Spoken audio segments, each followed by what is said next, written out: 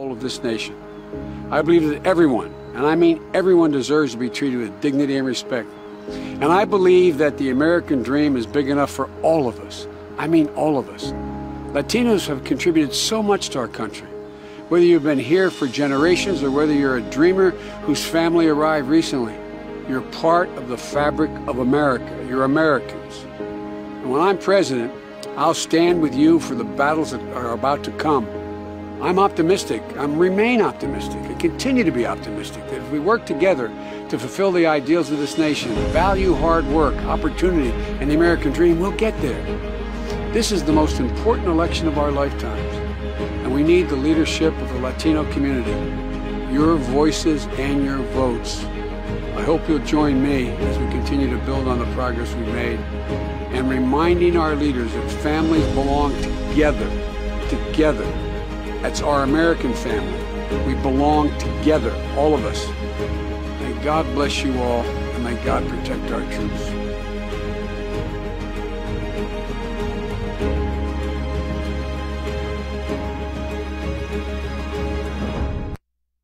Welcome to this Biden-Harris campaign event, the Luchadores.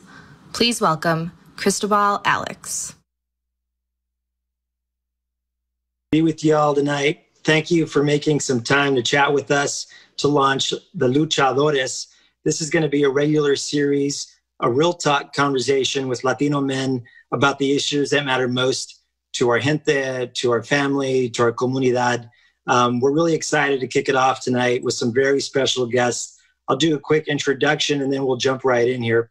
I'll start, in fact, with the person who needs no introduction. This is the man known as the tall, dark Chicano, El Más Chingon, the man who's got multiple Grammy Awards, is a great golfer and a great friend of Democrats. That'll be George Lopez kicking us off. Alongside George, you're going to have Al Madrigal, who's just a terrific dad. I called him earlier today to ask, Al, how do you want me to introduce you? And what he said was, listen, he's like, my first priority is being a dad. And so I think he's done a great job as a pops, and he's going to be coming to us from LA. You know him from The Daily Show. He's also got the #1 comedy podcast in the entire world, all things comedy, and he's also a small business owner. You're going to also meet Paul Cruz. Paul is a veteran, the 25th Infantry. He's Boricua from the Bronx, found his way down to Florida, where he met a Cubana, has 2 kids, 10 years old and 2 years old. That's a big gap there in age. I don't know how the guy gets any sleep, but he's a great guy. He's going to talk to us about service in the military and honor. And last but not least, we're going to hear from Juan Acosta. Juan, also an amazing story. He's the son of migrant farm workers. His family's from Mexico, and he ended up being a pediatric surgeon, and he's also a small business owner. So without further ado, let me bring in George Lopez. George, you've been a champ. If not the first major Latino, one of the very first major Latino big names who supported Obama and Biden in 2008. You're a big part of that campaign. You played a huge role in 2012. I even heard that you went to the White House, maybe took a little silverware with you that you haven't brought back yet. But you're back in politics now in the most consequential election of our lifetimes. What brought you back? You know, I was never really a political comedian. It wasn't kind of what I was interested in. It's just more, kind of into the family thing. It is the climate that we're in right now. Listen, in the beginning of this year, there was a threat to our leader. And as a comedian, I typed in, we'll do it for half. By the time I got home, it was viral. It was on Fox, right-wing death threats, people unfollowed, I'm not going to watch you, you're not a fan. Listen, comedy should be the only place that's indefensible. I never apologize for the things that I've said. I don't think I ever should be in a situation where I need to, in America, worry about speaking freely. So that said, it started to pop up that the Secret Service was going to come and visit me and talk to me. And 10 days later, the United States Secret Service knocked on my door, came in, 2 of them, sat down, had a dossier of everything that I've ever said on the internet, they were there to measure if I was a threat to the leader. I said I'm not. Showed some pictures of things that I'd retweeted. They knew everything. They asked me if what I said I thought was funny, and I said, well, we'll do it for half. I said it was more of an estimate than a threat. They didn't laugh, but I'm like, I just didn't, and I think they told me that they come back one more time. I'm going to in Lampak. I'll be over there. So it stuns you when you think that something that you've been doing for 41 years now has been under attack for the last 4 years. So in 2008, Hillary Clinton and Barack Obama were both coming to Los Angeles. I hadn't heard from Hillary Clinton's campaign at all through any of the elections. All of a sudden, Chris Rock called me and said, hey, man, Barack Obama wants your number. He's going to call you. And I said, he's going to call me. And 2 o'clock, I was watching the news, 2 o'clock. He's getting in the car. He calls. He's like, listen, man, I don't know where you are politically. I don't know what side you're on. I just think that if you're with me, you like what I'm all about, I think it'd be important for you to help me, see if I can gather the Latino vote. I said, all right. Not the easiest thing to do in Brownsville, in Hidalgo, in El Paso, in Dallas, in Houston. And I went, and they loved me like they always loved me. And so I started to get a little bit political.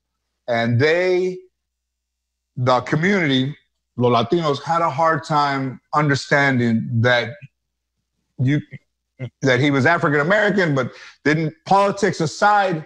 And it's just, we're not allowed to think freely. I think that one of the things Luchadores is, us as people now, we're not one vote, we're votes. So all of our votes are important. Every man, every woman, everybody's important.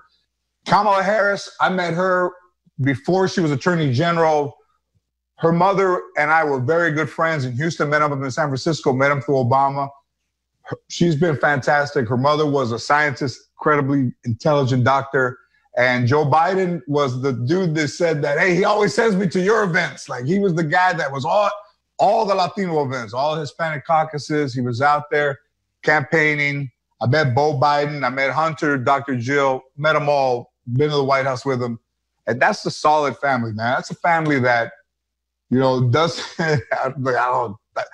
far be it from me to talk about family, but, I don't disparage anybody. I just think, this last term has not been good. I went to El Paso when all of the people got shot. The leader went over there to talk to one person and a baby. I want to talk to every doctor, every victim, every cop, every nurse, every trauma doctor. And that's not me, but it's me when we're being targeted as an enemy, as people who don't belong here, as people who have never belonged here, as people who only take and don't give. And I'm done with that. That's not us. We're part of this country. We've always been. We fought in war. Paul will tell you that. We fought in every war. And if you are willing to die for this country, you should be able to live in this country. And I'm happy to be here with all of you guys. And that's what I got to say. George, we really appreciate that, George. I tell you, as someone from El Chuco, from El Paso, I remember your visit. I remember what you meant to that community. And you're exactly right. I mean, what we've seen with Donald Trump is the minute he came down that escalator, attacking our community, attacking our gente, calling us rapists, calling us thieves. Then he went on to attack others as well, women, people of color, people of different faiths. We've been under constant attack from this president. And there's another threat that our community is facing that's been dire. It's COVID. This has been a pandemic that has impacted our community more than any other. We're 3 times as likely to get infected by it. We're 3 times as likely to die from COVID. 1 in 3 small businesses, Latino small businesses, have taken a hit. Almost 40,000 have perished. I mean, this is the greatest threat to our community. And Donald Trump doesn't have a freaking plan for this. No. And I know all of us here have been directly impacted in some way. Our community been hard hit. So I want to open that up as we're facing this pandemic. And you mentioned the work of Barack Obama and President Biden.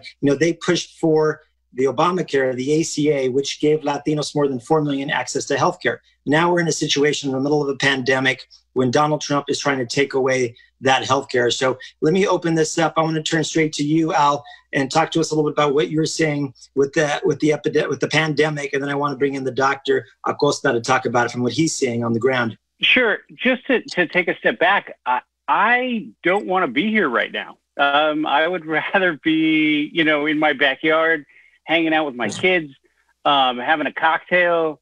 I don't think any of us want to be here right now, but we're all compelled to do this because of how important this election is. So it's very clear to me that a number of people you'll see stepping in our hand has been forced because our democracy is under attack.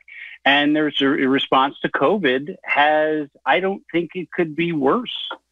I just say when you look at the timeline, and a video just came out, and I think it was the Lincoln Project put this video out, but it was just how many times, since we were talking about golf earlier, he's playing golf when people are dying. He's playing golf on consecutive days when people are dying, and there's refrigerated, morgues out at in Brooklyn, in New York, and he's golfing and also rallying his base, having he killed Herman Cain.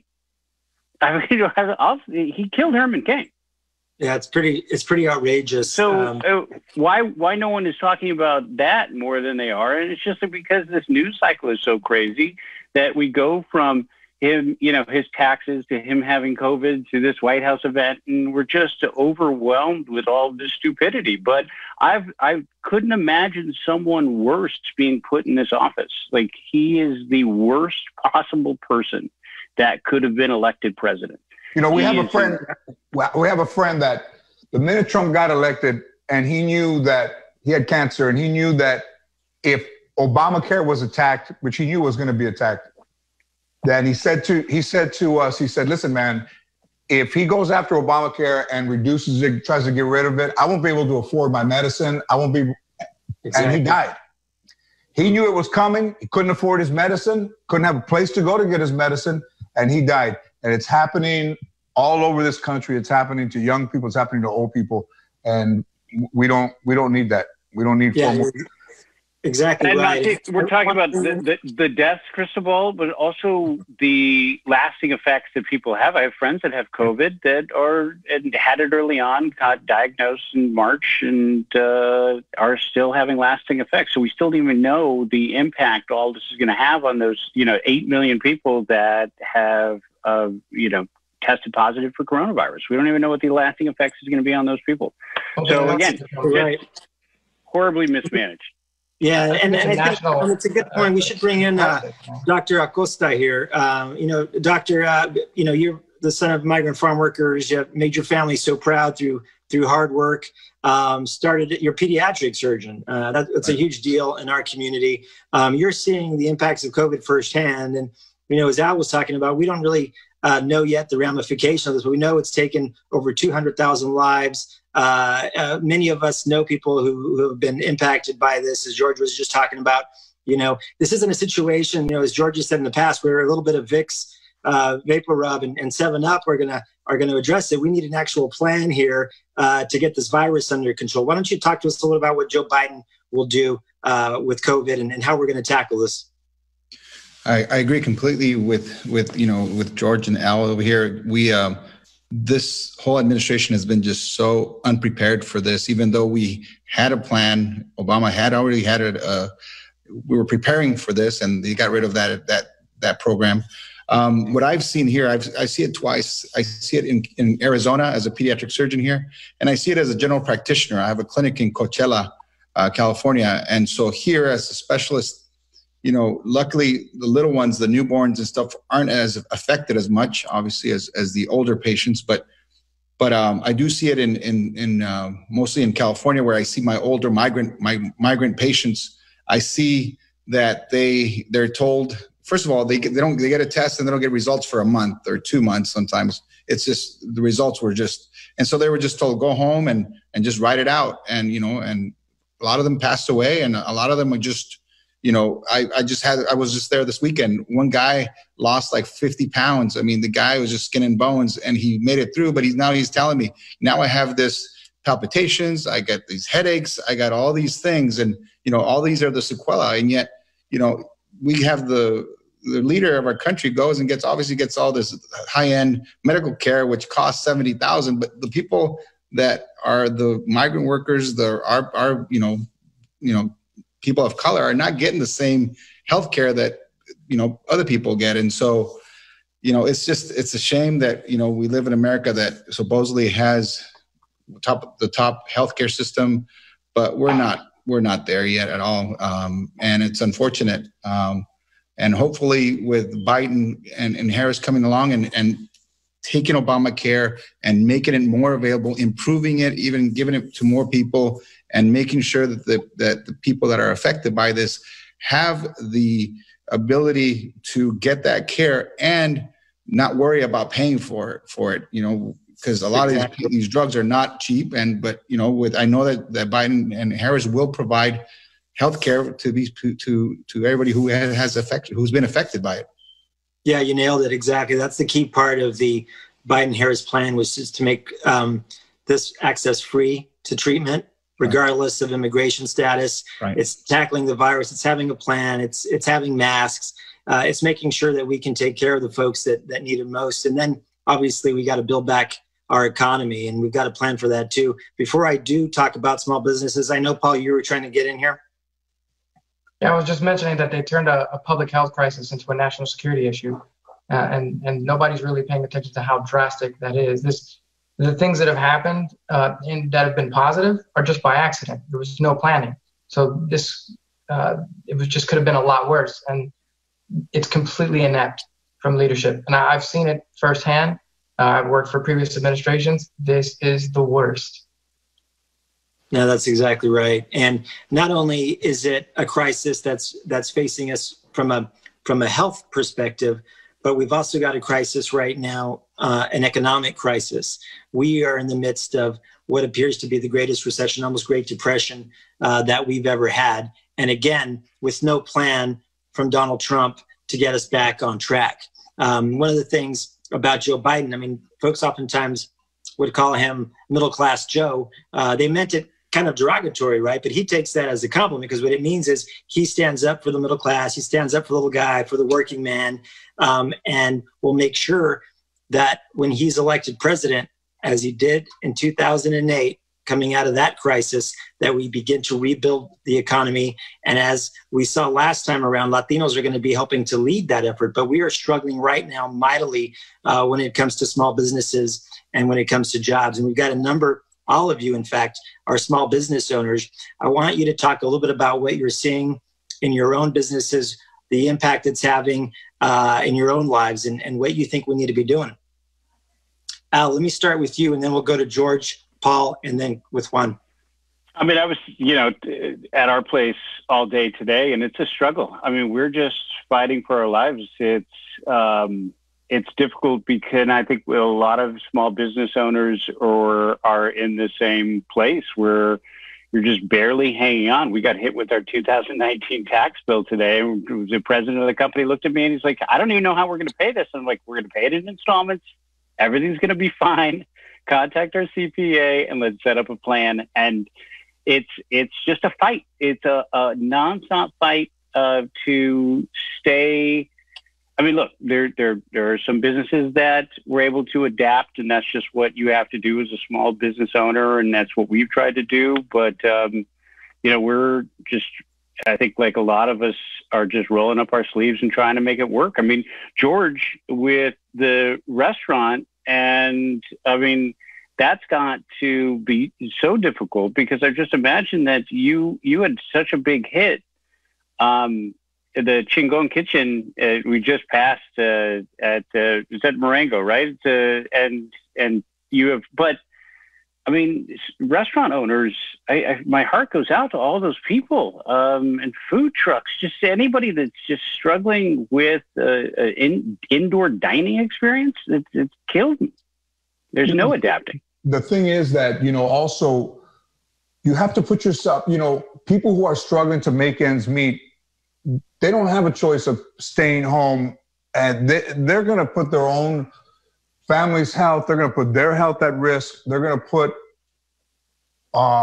themselves at risk for trying to just provide for their families. I mean, this is, you're seeing crime go up, you see break-ins, you see things going on.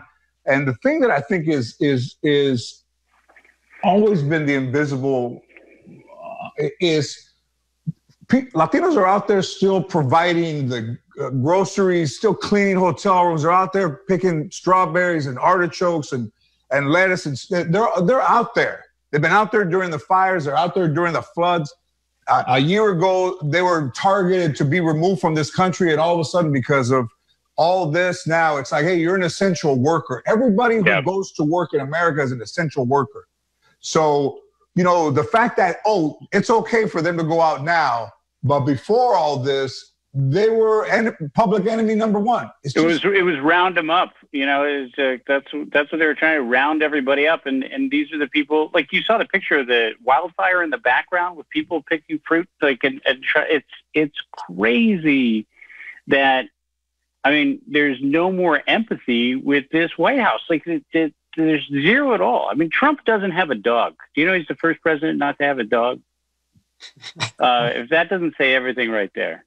Doesn't have a dog, doesn't wear his ring, doesn't work out, doesn't play basketball, plays golf, so halfway around his way. Listen, I played golf with that dude. Chirion. Listen, if you cheat at golf, you cheat in life, because in golf, you're not playing anybody but yourself. I was in the sand. That is really true. He threw a tee in the sand to, hey, tee it up in the sand. Tee it up in the sand. I heard you didn't drink or smoke either. Like, if you don't have a vice, there's something wrong if you don't do something. He has a vice, all right.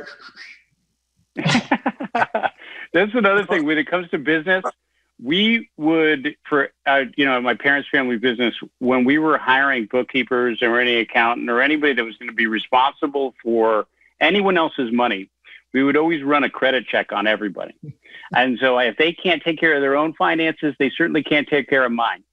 And look at this guy's finances. They're an absolute disaster. And look what he's done with our debt. Look what he's done with jobs. Look what he's done with this country. He's run it right into the ground to benefit, his big business friends. So, I mean, look at that. I mean, if it were up to Madrigal's, he would have never been hired yet. You run a credit check right away. I've known people who have passed away and there's no services. You can't say goodbye. This woman that I talk about that raised my wife and helped raise our daughter, and she died in a nursing home in New Jersey all alone. I mean, people have to say goodbye on their phones or maybe take a picture. Just, you know what, man, that's not America, man. That's not how I want to. After 41 years in the business, I opened those restaurants because I wanted people to come and have a great experience, and the restaurant is doing everything that it can, eating outside, bringing the waiters back, servers back, and we're opening an area. The city's been cooperative with the restaurant to help open it up. And it's going to take working together, but we all have to work together. It can't be, you're not going to work with us, you're okay, you're all right. And there's just too much hate in the world, man. There's just too many people fighting in the stores. There's too many people fighting in the streets. There's too much division. And it's not even red and blue anymore. It's just people who hate other people. It's really true. That's what it comes down to. There's two types of people: people who care about others and people who are selfish. There's only two types. It's like anybody who's for Trump is either selfish, and greedy, racist, or just an idiot. Al, it's three groups. What I will say, though, is if you think about who Joe Biden is, on the flip side of that is you've got a very decent man, a family man, a man of faith, as George was talking about, someone who cares deeply about the community. His point when he launched the campaign, same exact message as it is today because of who he is. It's about uniting the country. And exactly what you're saying, Al, all this division, this horrible stuff that we're seeing, we've got to get past that. And it starts in November by electing Joe Biden, uniting the country. He talks about it as this battle for the soul of the country. Really, that's ultimately what we're talking about. You got Donald Trump, who is praising white supremacists, which is actually what spurred Joe Biden decided to run for office is to push back against that hatred and to unify the country. I don't want to leave the small business conversation just yet. I want to go to Juan, because you too, Juan, are a restaurant owner. And then I'm going to go to Paul in a minute here. Juan, tell us about what you're saying. Just outside of Phoenix, you too opened up a restaurant, right? Yeah, I did. It's a mariscos place. But, I opened it March 1st, the pandemic, right at the beginning of the pandemic. So it was not the greatest timing, but I've taken advantage of the situation in the sense that I've gotten time to get adjusted to it. I was able to hire the right team, get people, and bringing them in. And a lot of them, when they first came in, they were like, are you sure you're going to be able to pay us? They're all worried, because they had just lost their job. They had worked for years, and now I was coming in to hire them, and initially it's just part-time. And right now it's barely surviving, but, I'm not making much. But you know what? I've hired a lot of local people here, and it was something that my mother always wanted to do. She passed away, unfortunately, 4 years ago. But I took that as say, hey, I'm going to do this for her, and I've enjoyed it. It's a great sort of other project that I have, and I'm just hoping that we get some help out there and get everything back and get the economy back up. Yeah, and that's key. One of the things that Joe Biden will do when he's elected president is make sure that small businesses like the one you're talking about, over 90% of Latino businesses or small businesses right under 50 folks, they're going to have significant investments, real capital for these businesses to thrive and to succeed. And I know our community is going through a lot right now, and your businesses are too, but our gente are resilient, as you know. And it's not just, in the restaurant industry and those businesses, but like Paul, you, through your experience in the military, very specialized training, have also had a hard time getting back up on your feet. Talk to us about your experience and what you're seeing down there. You're in Miami, right? Yeah. So a lot of people talk about how, safety, job security, and there are certain industries that a lot of people thought were untouchable. For example, I work in the national security industry. And COVID-19 came at completely sideways. Like I went to work one day and literally at 12 o'clock noon, they were like they came on, they were like the speakers, and they said, if your name isn't on this list, get off the base. You have 5 hours, like you're done. And I was like, all right. Next thing you know, I'm working from home. 2 weeks later, they're like, we're probably going to be cutting this contract. And the contract was already secured for a year out. So they basically said, we can't live up to that. Like we just can't. So it was done. Next thing you know, me and my wife did the same thing. When everything went south, we decided, start our own business, and I started doing some side work. I've been working with my dad. He does construction, and we've been doing some side gigs and just hustling hard just to do what we can. But nothing's safe. Nothing's safe in a post-COVID-19 world. This generation's 9/11. Paul, I can't believe the Agents of S.H.I.E.L.D. did you like that. That's last December I got an email, and this aircraft carrier, I'm not going to say which one, it's in the Oman Sea, and they said, ask George if he'll come out and visit us, because I think they were going to stay. They weren't going to be able to go home for the holidays. So, I said, you know what, I'm going to go. I hadn't gone to Dubai, flew over there, went through the middle of the ocean, spent the day with them, did a show, spent the next day with them. People from all over, from Texas, I did from LA, Boricua, just African-American, white, everybody in there. No drama. They're representing the United States. They run their drills every day, aircraft, jet fighters through the air, all together, the big hangar. We did a show right there. They're still out there. Yeah. They haven't gone back. They thought they were going to stay till January. They're still out there, and they can't come back. And to see someone disparage the military and hide behind a flag is, the military and the history of defending this country should never be besmirched, smug, anything ridiculed by any American, especially the one who's supposed to be the leader of the free world. So it's ridiculous. Well, that's the thing that it's also so confusing to me is that, everyone on the right wraps themselves in the American flag, and then you have the president that they hold in such high regard for. I don't even know what the rationale is. I really can't explain it. disparage vets and wounded veterans.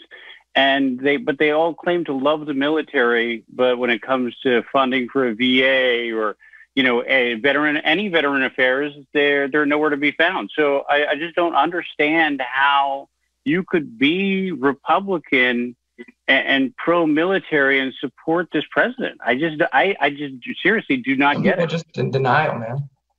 Denial, pure denial. And you just can't look at things to attack. You can't take away healthcare. You can't, make the schools unsafe. Again, making fun of kids who are involved in a shooting. That all happens too much. That kid that shot up in Charleston, this kid that they have in jail in El Paso, let other people run by and only shot Latinos. He let other, I don't want to say colors, but he let other people walk by and shot only Latinos. And the reason that he stopped shooting was because what he saw was more visual than I think he ever imagined it would be. Not only driving 300 miles to go shoot and target only Latinos, but visually to him, I think Paul, like when you see somebody, it shocked him so much that he stopped shooting on his own. And to this day, has zero remorse for what he did, dead heart. And that kid's like 20. Listen, man, at 20, you shouldn't be looking for anything other than the rest of your life to live in peace and not be a mass murderer at 20 years old. Man, we're growing mass murderers. Yeah, it's just horrible. And as you know, George, El Paso, home to Fort Bliss, one of the biggest military bases in the world. A lot of Latinos there. I want to come back to veterans here for a minute, and I'm going to turn to Paul. But as Al pointed out, I mean, we've got a president in Donald Trump who refused to visit a cemetery in France because it was raining and didn't want to mess up his hair, and said, "Why should I go to that cemetery anyway?" From what we understand, he said, because it's filled with losers. Call them losers and suckers. And I want to show this ad right now, and then I'm going to come back to you, Paul, to get a reaction to the rest of the panel. The last 3 months of my active duty military service, I was in charge of conducting military funerals, having to give this folded flag to a girl who lost her dad. There's nothing you could tell this girl about their parent being gone. President Trump just doesn't understand. I am from a multi-generational military family. To think that somebody would call them suckers and losers, it's incredibly disrespectful. To every person who's ever worn that uniform, to every person who was the child or mother, father, brother, he just doesn't understand what it means to do something that you think is more important than just yourself. And this country is more important than him, than me. Coming together is what's important. Joe Biden's a unifier. His son was one of us. It takes a lot to be able to send your own child off to war. Joe Biden understands that decision, and he understands sacrifice. He's experienced loss, and those losses allow growth. I believe that Joe Biden is the man for this time. I'm Joe Biden, and I approve this message. Paul, thank you for your service. And of course, for being a part of that ad that's showing in battleground states around the country, and including Georgia and El Paso. I know, Paul, you left after 20 years of service because of Donald Trump and his abuse of the military, his abuse of the Constitution. Talk to me about your experience there and your perspective around this. Well, it was actually just short of 17 years, but yeah, I was put into a predicament where, everything that was going on in the world. I mean, I watched what happened with George Floyd. I watched what happened with Breonna Taylor. I watched what, even in different circumstances, but what happened with Vanessa Guillen on Fort Hood. And everything was seeming to go in such a direction where we weren't able to hide from what was happening anymore. Like we've all just been desensitized. And I think that's what this president has done. And every single thing that he does is worse than the last, but we've gotten so used to it that we're numb. And so I realized that once coronavirus hit and everything that was happening, it was like the blinders came off. Like, it was no more excuses. Like, I was able to see what things were for what they really were. And I couldn't sit there and say, all right, yeah, I'm going to keep doing this, running the risk that this president might say that I have to take up arms against an American citizen. I swore an oath to defend the Constitution of the United States, not the executive, not an individual. The government, everybody forgets during the last 4 years, the government works for us. And I swore an oath to defend that. And so when it wasn't in line with that, I had to do something else. And so having the ability to speak, let me just say that I am extremely honored to be a part of this, because to have the ability to speak makes a difference, because wearing that uniform, you're not afforded that. That's not your place. That wasn't my place. And I had the opportunity to use my voice, and believe me, I'll be honest with you, I was scared. Having to do this and speak is a scary thing, but I also, I believe that bravery isn't about doing something when you're not afraid. I think bravery is doing something regardless of how scared to shit you really are. Excuse my language, but yeah. And so I had to be real. And when given the opportunity, I said I got to do what I got to do. Well, thank you for standing up for what's right and for defending the Constitution, and for all that you've done in your service, and actually going back generations in your family. As I understand it, the only arm of the service that you haven't in your family participated in is the Air Force. I guess y'all are afraid of heights or something over there in the Cruz family. But keep it up, man. Really appreciate you. Let me get Al's reaction, Juan's reaction to the ad, and then I'm going to turn to George here as we approach the end of our time to get some perspective on why we all need to vote. But let me get some reactions here. Yeah, I just, and I don't have the numbers. I feel like I used to, just in terms of the active number of Latinos in the military, and just how these recruiting agents, and I think for all armed forces, will go to these Latino neighborhoods and set up shop, and then we sell them on working and serving our country, but it's a country that's just, again, it's not serving them, and not providing these opportunities. And I think Donald Trump talks such a big game and tries to be such a tough guy. But a tough guy would put on a mask and set a good example for the rest of this country. A tough guy wouldn't leave a mask mandate and stay-at-home policies up to individual states. A tough guy would, go against his base when he knew he was right and it was the right thing to do. So, you have this blowhard as the president, and I think disrespecting the military and your decision to leave, Paul, is a noble one. You can't stand by this madman. You have just a self-serving lunatic in office, and again, we all feel compelled to be here. Yeah, that's right. Juan, anything you want to add? Yeah, Paul, great story, Paul. And first of all, thank you for your service. Thank all your generations of service for our country. I agree with you guys. How can somebody disrespect the military as much as he has, and yet, claim spurs as a way to get out of serving in the military himself? It's just ridiculous. I've had family members that are, that were immigrants, and one of my nephews is in the military right now. I have uncles in the military. That is an amazing thing to serve the country, and we just cannot have another 4 years of this. And we have to urge the voters to go out there, que voten. We have to vote. We have to get the word out.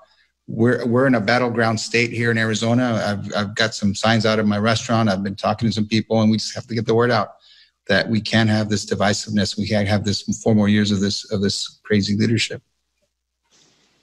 Yeah, couldn't agree more. What we're going to do now, we're just approaching here the end of our time. I want to get George and Alan here to do a pitch here at the end, and then I'm going to have one more special guest come on. Well, they're always saying, we're always saying that nobody listens to us, and now's our time to be heard. There's so many different ways to vote. You can go by mail.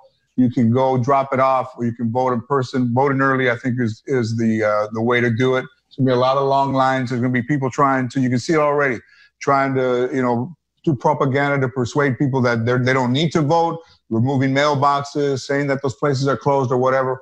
So let's be our own best advocates and vote. And let's vote for the people who are here, who provide an incredible service to this country every day and don't have the ability to vote and live in the shadows, but are important people.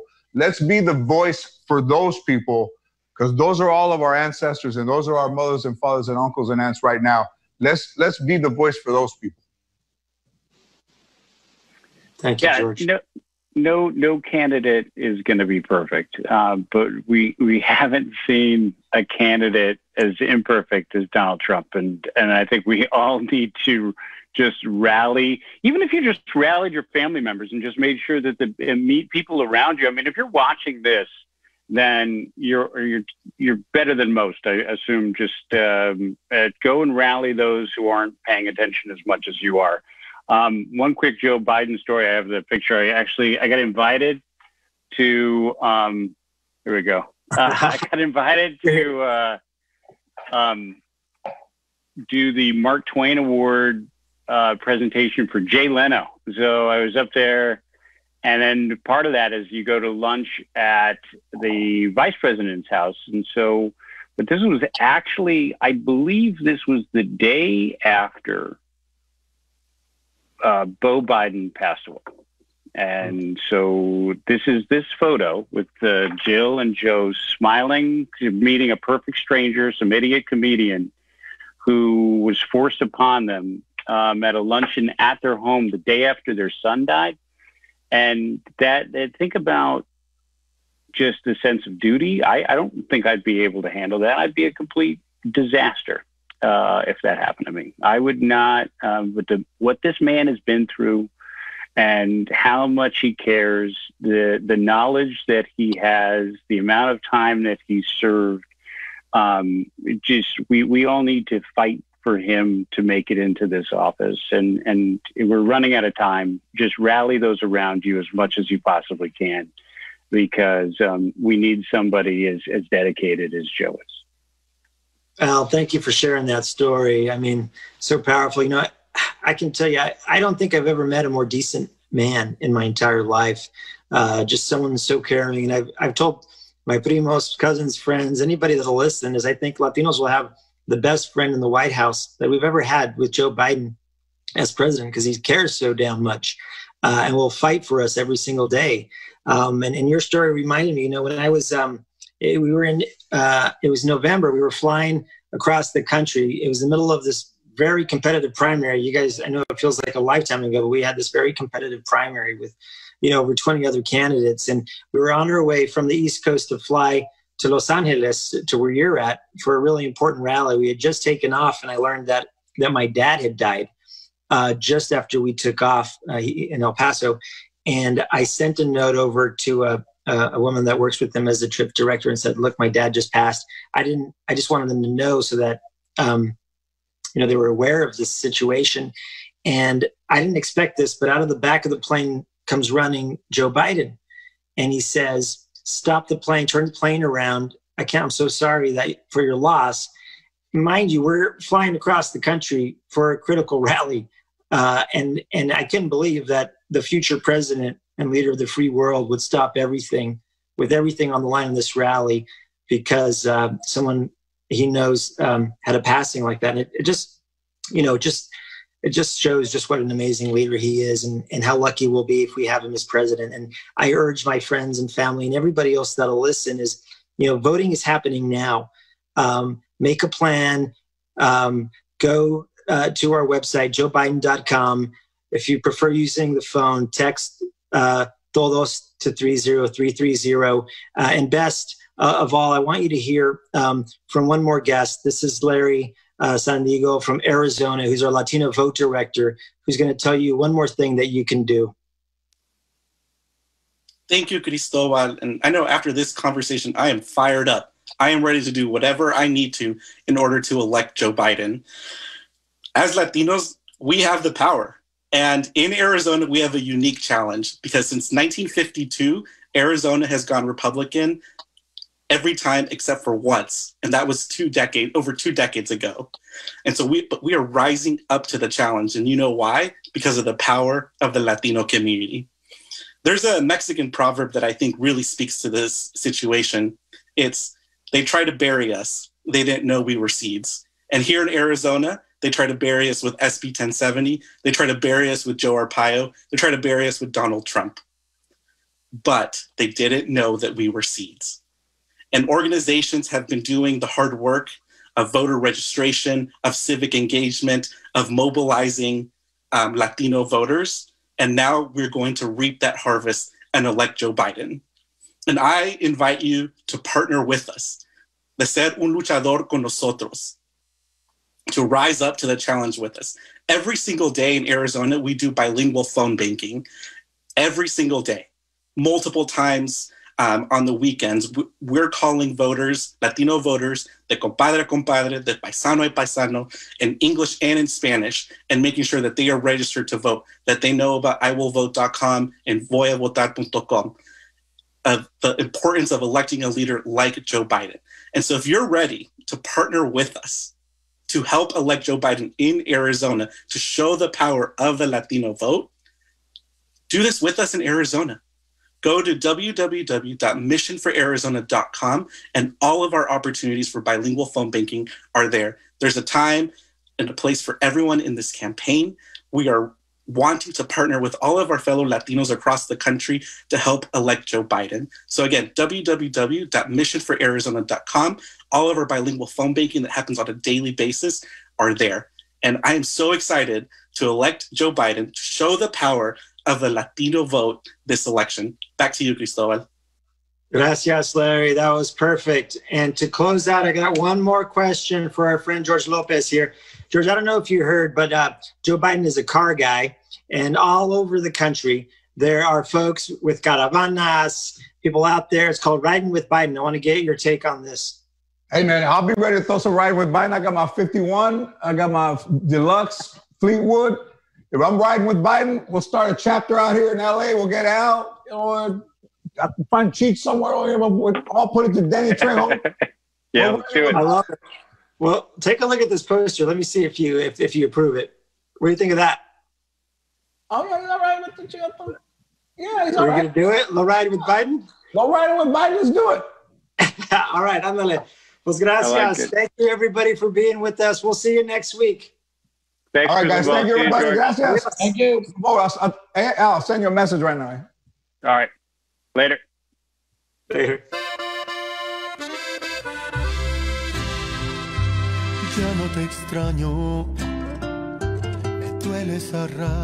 We have to build a wall. It's like an invasion. They're bringing drugs, they're bringing crime, they're rapists. When somebody's the president, the authority is total. La tuya creo que ha sido la más fuerte. We have it totally under control. A tal grado this is going to go away without a vaccine. Que quedé casi al borde de la muerte.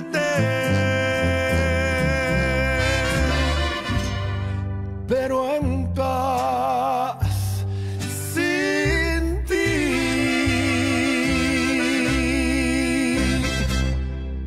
I'm Joe Biden, and I approve this message. Pero ya no, antes yo te quería, pero ya no. Tú me gustas.